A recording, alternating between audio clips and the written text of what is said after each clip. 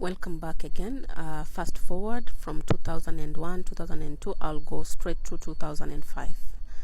It doesn't mean I didn't dream between those years, I did, but then I'm going to major on the major dreams that should be shared and ignore the minor, not to go into details into them. So in 2005, while in high school, I had 3 dreams in that same year. The first dream, I was sleeping in the dorm, and all of a sudden I find myself at our home, in our house, back in the village, and it was at night, and there was a knock at the door, and my mom told me to go and open the door and check who it was. And when I went, I opened the door, I saw someone standing out by the door. It was a tall, dark man wearing black suit, a white shirt, and a red tie dotted white, and he was carrying a Bible on his right hand. And I got so afraid, and I called my mom to come over. All of a sudden, before my mom could reach us, I found myself and the pastor standing next to the main water source of the village, and he started praying there. And there were no people around other than him and I. There were herds of cattle instead. Some were grazing, some were drinking water, and some were staring at him while he was praying, while some were acting really crazy during the prayer.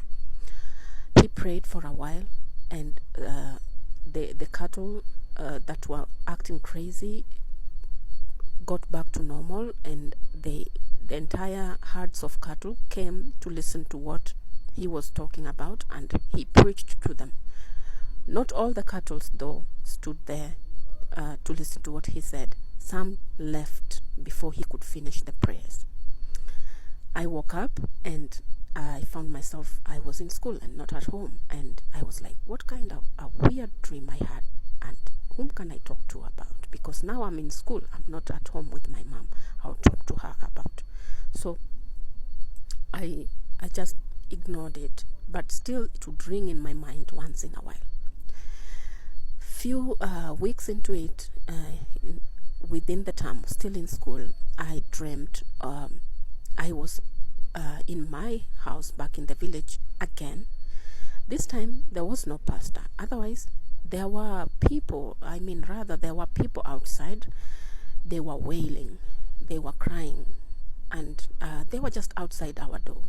So my mom was not there, so I just got up. I was the one there. I got up, opened the door, and I saw the people with chimneys and torches. They were out there on the veranda. They were just wailing and screaming, and they were crying like there was a funeral going on, and I didn't know whose funeral it was. So I exited the house, completely out of the house, and walked among them.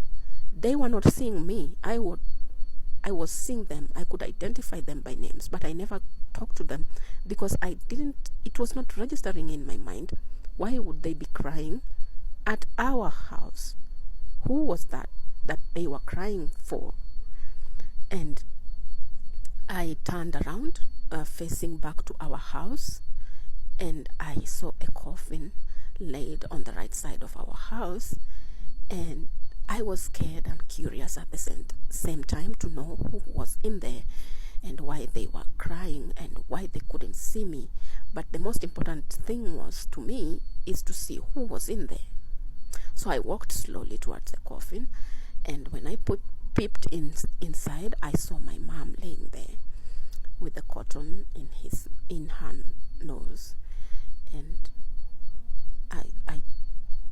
I couldn't believe what I saw. And all of a sudden I woke up and I found myself in school, not at home. And the days went by, and I got so scared, because that is the least of the dreams I ever wanted to have. Because with the history of what I've had with the dreams, most of them have come true. And I was scared that one of these days, maybe they will call me to tell me that my mom had just passed and I'm needed back home. And that is something I never really wanted to hear. So each and every day I would live in denial. I would just say, no, it can't be. It is not possible. I would dream about my mom. the dream wasn't supposed to go this way. I was like denying it. I didn't want to believe it can be like that. I didn't mind dreaming about any other thing other than what I just dreamed.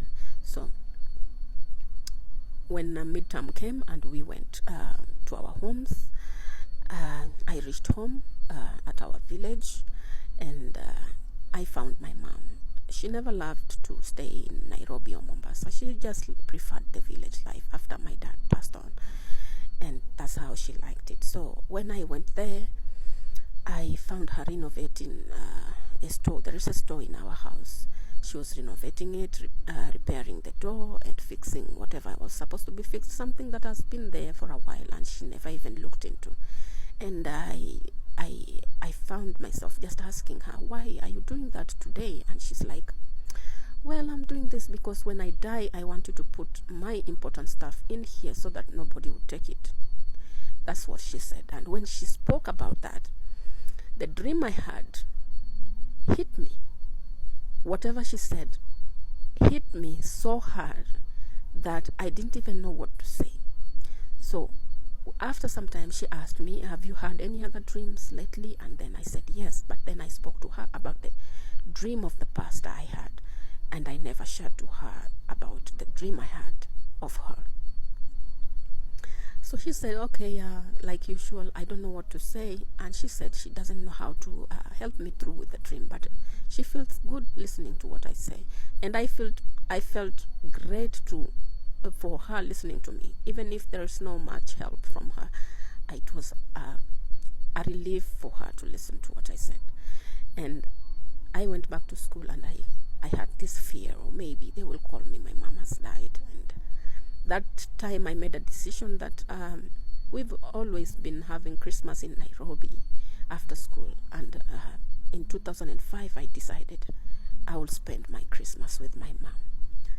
And I went to school, and before I went to school, I told my mom, you know what, this time I would love to spend Christmas with you.